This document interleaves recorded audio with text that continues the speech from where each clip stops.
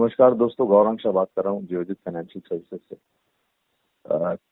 तो पिछले हफ्ते जो एक ब्यौरा हमने दिया था शेयर बाजार के ऊपर के थोड़ा बहुत मुनाफा वसूली और थोड़ा बहुत दायरे में बाजार हो सकता है, और हमने पिछले हफ्ते एक करेक्शन आते हुए देखा। लेकिन उसी दिन हमने फिर से जब तक बाजार बंद हुआ तो जितना नुकसान था सुबह खुलने के टाइम पे उसकी मेरे ख्याल से काफी हद तक भरपाई हो गई थी। कल हमने देखा कि करीबन 300 पॉइंट थी, उससे ज्यादा की गिरावट सेंसेक्स में थी, और जब बाजार बंद हुआ तो हरे निशान में था।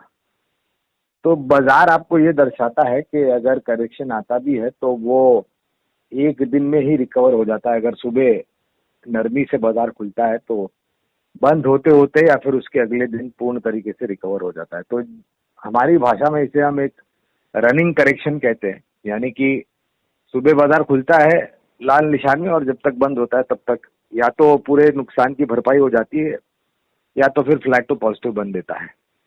और इसी तरीके से रुझान मेरे ख्याल से चलना चाहिए। ये रनिंग करेक्शन आता रहेगा और हम एक सर्वोच्चम स्तर ऊपर के बनाते जाएंगे। आज भी फिर से हमने सेंसेक्स और निफ्टी पे एक नया स्तर बनाते हुए देखा है, एक नई शिखर पर जाते हुए देखा है। और मुझे उम्मीद है कि ये सिलसिला जो है वो शायद जो जिक्र मैंने किया था आप लोगों से कि 13,500 के बाद लक्ष्य होगा 13,750 की शिखर को चुने का, और मैं उम्मीद रखता हूं कि इस हफ्ते या आने वाले हफ्ते में ये शिखर भी हम हासिल करेंगे 13,750 का। और फिर मेरे ख्याल से आपको थोड़ी बहुत साइडवेज टू कंसोलिडेशन, यानी कि ये मैं बता रहा था कि बाजार थोड़ा बहुत बुनियाद बनाता है, बेस बनाता है और फिर ऊपर जाता है, और वैसे ही हमने पिछले हफ्ते 10 दिन में कारोबार होते हुए देखा है। शानदार लिस्टिंग हुई थी बर्गर किंग की, 60 रुपए में फ्लोर प्राइस था आईपीओ का और 200 के पास पहुंच चुका है, करीबन 190-195 के आसपास।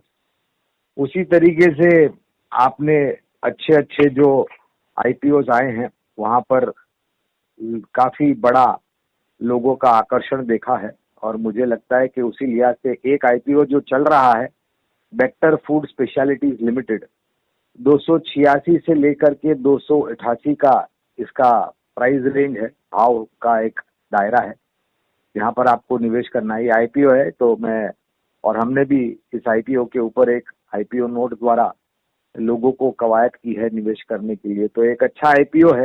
ये कंपनी कॉन्फेक्शनरीज और बेकरी प्रोडक्ट्स बनाती है। ये कंपनी बर्गर किंग, मैकडॉनल्ड्स को जो बर्गर में ब्रेड लगता है गोल सा वो उपलब्ध कराती है, और बाकी सारे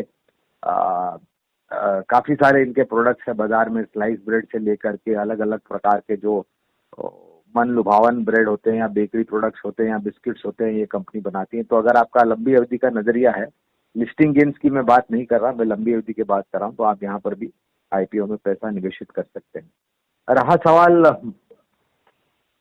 विदेशी संस्थागत निवेशक और स्थानीय संस्थागत निवेशक, तो कल फिर से विदेशी संस्थागत निवेशकों ने खरीदारी की, स्थानीय संस्थागत निवेशकों ने थोड़ी बहुत बिकवाली की, और ये सिलसिला चलता रहेगा मेरे ख्याल से काफी लंबे समय तक।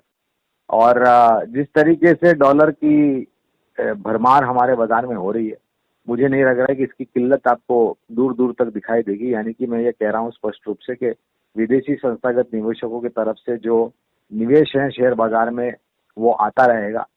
खाली एक ही है कि थोड़ा बहुत जरूरत से ज्यादा पैसा आ जाता है तो मूल्यांकन को लेकर के प्रश्न चिन्ह खड़े हो जाते हैं, और उसकी लिहाज से आपको थोड़ा बहुत करेक्शन आते हुए दिख सकता है। लेकिन जैसे मैंने पहले जिक्र किया, ये एक रनिंग करेक्शन होगा।